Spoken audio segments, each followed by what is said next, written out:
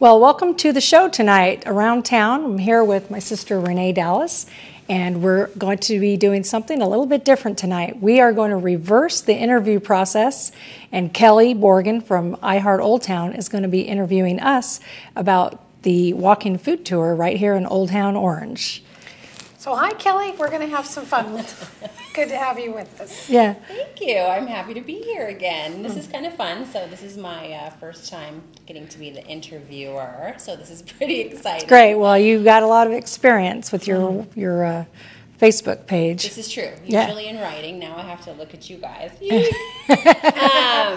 Okay, so, I'm sitting here with you guys, Renee and Deanna. Maybe some of you know, you don't know, but they are sisters, Italian sisters, partners in crime, doing lots of business together around Old Town. Mm-hmm. And today we're going to talk about this great little program that you started. You guys actually told me about it several months before you launched, and it's a walking food tour of Old Town Orange. Yeah. And that is very exciting because we have a lot of new restaurants in Old Town, as well as a lot of restaurants that have been here for many years. And it's becoming more and more of sort of a foodie place, a great place to come and experience lots of different cuisine. Right.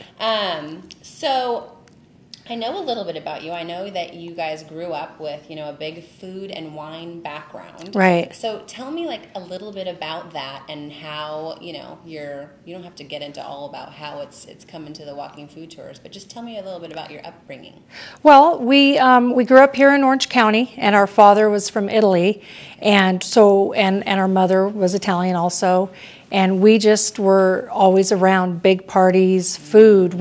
Our mother always cooked Italian food, and our father we grew up making homemade wine. So we always were exposed to food, and we just always had a love for it. We made wine every single year. I love in that. Wine season. We went to the wine country. Cucamonga area. Picked the grapes. In fact, sometimes we actually picked the grapes. Wow. Yeah, and we've got whole movies of us picking I'm grapes. jealous. Yeah. And then we had to bring it all home, and then we had to make it and put it in the barrels and all that. So we grew up with the education. We were grown up making wine and learning. And just it was always about family and food, and then my background is I ended up going to work with my grandmother when I was 10 years old in a little old Italian fast food back then, and that's how I started to get interested in in my career, which is food service. And then I went to culinary arts school, and I transferred to University of Nevada, Las Vegas, did the hotel restaurant management program, got to go to Switzerland and study in the École Hotelier. I've always been about food, and I don't know what else I would be doing. So you are a foodie. I am a total foodie. She's a foodie from way back. Yeah, new restaurants, I'm there. I like it. I will watch the Food Network, watch something local, get in the car and drive there. I'm right there with you. Just drop everything and go if it's within, an hour's drive. Nice. Yeah, so. Okay, so recently you started the walking food tours, and there's quite a little buzz going on about it. I know that you guys have been, selling out your Saturday and Sundays, and it's been getting some good reviews. And I want you to tell me about it. Tell me more. What's it like? What's it all about? Well, the idea came about, I went to Chicago in April, and I found a walking pizza tour in Chicago, downtown. And I went on it, and I came home, and I said, wow, are there any walking food tours right here in Los Angeles in our area? So I Googled it, and I found a few, and then I said, oh my gosh, what about Old Town Orange, our community we live in?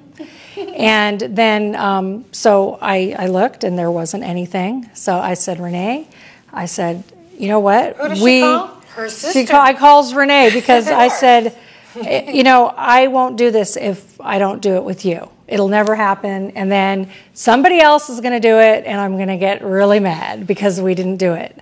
So between my food, my skills in that area, and just having an idea how it worked, and Renee's great idea. She put the website together, and what else? Yeah. And you did all the logo and Yeah, I graphic have a arts. marketing communications background, so I did the website, the logo design, all the copy, and I love to write, so I write the blog. Nice. And I have a lot of fun doing that. So we're a good team. You know, Yeah. we complement each other pretty Yeah. well. Yeah, definitely. So- So you had this idea.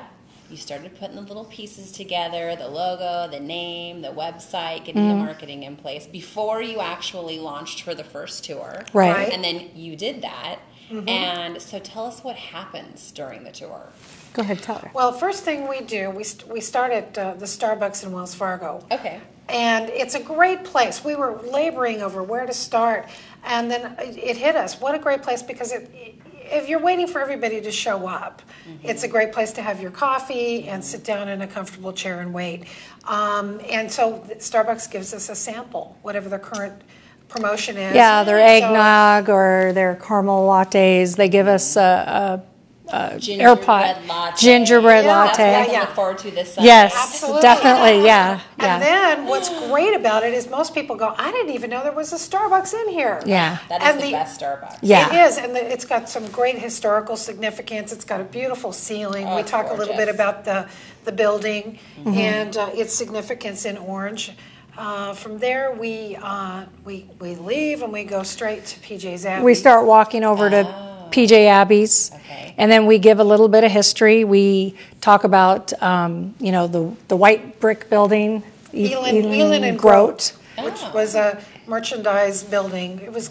I kind of get the impression that it was like the big Walmart of its day. It Yeah. was a huge merchandise. right? And they had delivery boys at the time. Oh. So we talk a little bit about the history, and then we also talk about the movies that were made Oh, really? in Old Town Orange, because there's so many movies. It's Any Town fun. USA. You know, what's interesting, just a quick little side, is that on my iHeart Facebook page, a lot of people ask me, what are all the movies Right. that, have been filmed in Old Town Orange? Yeah. I don't know the answer to that, but it's got to Well, be somewhere. There's several of them, and some tours, depending on how large the group is, sometimes you can get all of it in, or sometimes you point it out, depending on what other things people are asking you. Oh, that's fun.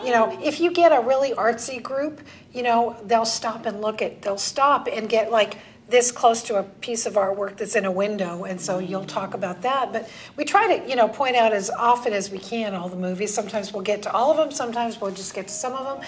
But we really just want to answer everybody's questions so they're having a good time. it's fun because a lot of people right away they go, "Oh, I remember that." Or they say they're going to go home and watch it again. So then we get to our first stop, which is PJ's Abbey, and that is a wow stop because of the history and the church and the restaurant and all the art of Gary Mead. Yeah. And so then we sit down, and all the restaurants are waiting for us because we're kind of timed to arrive at a certain time. And then they bring us out a sample of their food, and it changes every week. Sometimes it's their raspberry French toast, filet mignon with melted brie, Or blue cheeseburger. blue cheeseburger. So then we all sit there, and then within about 20-25 minutes, then we're off. And then we walk around to the fruit exchange building. We talk a little bit about that.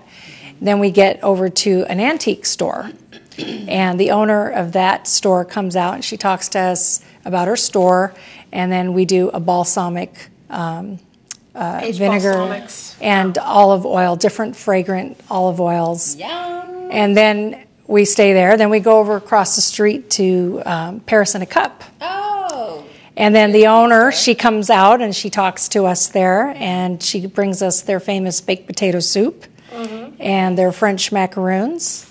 And it's a really nice experience for people to talk to the owners.